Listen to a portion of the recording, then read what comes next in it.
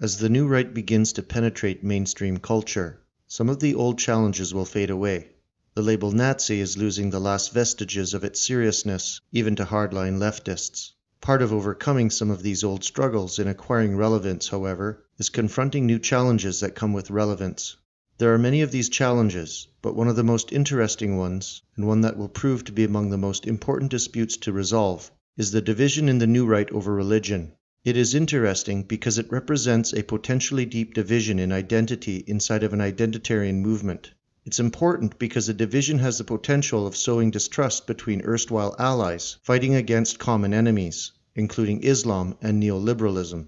In one corner there is a Christian contingent, which has demonstrated a propensity to distrust other elements of the new right that put other values, such as racial integrity, ahead of Christian piety.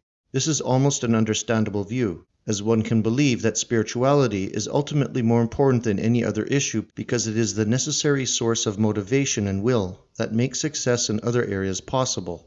The problem is that this position leaves no room for people who put other gods above politics. Secondly, there is a pagan component, dominated primarily by the Nordic variety of paganism. These tend to distrust Christians, whom they view as having accepted a Semitic desert religion, which is at odds with the European spirit. Never mind that the spirit of the New Testament is entirely at odds with the legalism of Judaism and Islam as practiced, or that all religions are at some point derived from other religions which arose somewhere else. Finally, there are Gnostic and agnostic groups, the latter seemingly composed primarily of atheists who are reluctant in their atheism, but who distrust any religious or spiritual loyalty which might take moral precedence over the survival of the European ethnic groups. Man's brain spent most of its evolutionary development in a world where most of the relevant information existed in the three-dimensional space around him, rather than in a section of two-dimensional space in front of him. Since our bodies are the products of environment, survival, and the efficient use of energy, and since thinking is a relatively energy-intensive exercise, it is natural to infer that our brains are likely to prefer certain kinds of thinking to others. Indeed, this seems to be the case. Humans are born with a certain predisposition to learning language, for example, and are so much better at thinking about spatial information that we actually devise mental conversion systems in order to turn abstract information into spatial information to remember it better. Humans can read faces, speak languages, and gauge the trajectory of moving objects like radar systems, but abstract information is a challenge. Although we are better at it than any other animal on the planet, we aren't as good at it as we often think we are, or as we require ourselves to be. Humans are simply more likely to dig in their heels and further entrench themselves in their own view than they are to be persuaded by facts.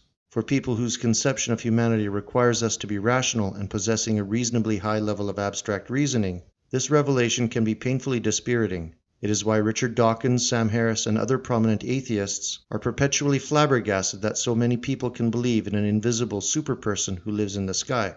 But the complete expectation of rationality is also unreasonable. Most people do not need to run factor analysis on data and convert day-to-day decision-making into an exercise of formal logic, even in the 21st century. Most decisions do not require complex abstract reasoning skills. Nevertheless, living a successful life does require being right about some things, and without abstract reasoning, how can we learn the right hierarchy of values, the most functional beliefs, and their optimal relationship with each other, the unknown, ourselves, and the world? Simply put, we learn these with stories. Stories seamlessly blend our language talents with our spatial reasoning, while avoiding pedantic details that don't matter. They tell us not only what happened, but why, and they convey the relationships between categories of things and even rank the relative importance of these relationships. All of this is communicated tacitly, but because our brains are built for stories, the message sticks. The research tends to agree with the most venerable stories because the stories that survive are saying something true. Religion, in other words, becomes the mythological narrative that orients us in our values and our way of being in the world. The literal truth of the events that constitute the story are less important than the truth conveyed about the world by the story, because the former is temporal and constrained by time, while the latter is transcendent and eternal. These mythological systems are also languages we use to talk about the most important things in life, when science and reason seem to lack the appropriate terms to describe what we are experiencing.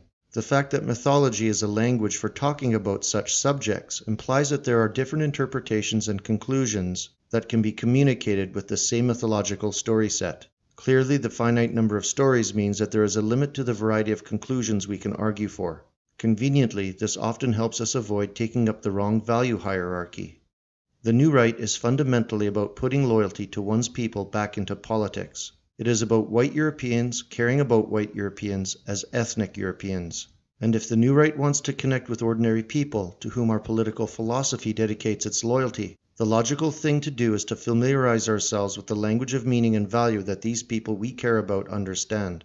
Now, this doesn't imply that all religions convey all truths equally, and with the same kinds of misinterpretations and shortcomings. Pagans are not prone to always loving all of their enemies in the way that overzealous Christians sometimes are, and both pagans and Christians have heaped a lot of enemies' bodies on the field of battle. In the end, there is a great deal of mythology that is less contentious and still binds our people together as well. Given what religions are and the purpose they serve, it would seem that the way to choose one's religion is not to choose it, but to accept the religion you've been born into. It would be better to attempt to save your faith through an act of heroic mythological creation, informed by a deep understanding of the tradition lying beneath it, than to abandon it in favor of another religion that appears to be more convenient to your own purpose. While at the same time, we must always be willing to re-examine our faith and question whether the religion we currently hold is truly in line with the European identity we were born into. With a shared understanding of what religions are and a mutually understood reason for choosing them, there is a chance that the New Right can work together towards becoming the best version of itself while reducing division and distrust, even when we don't all reach the same conclusions.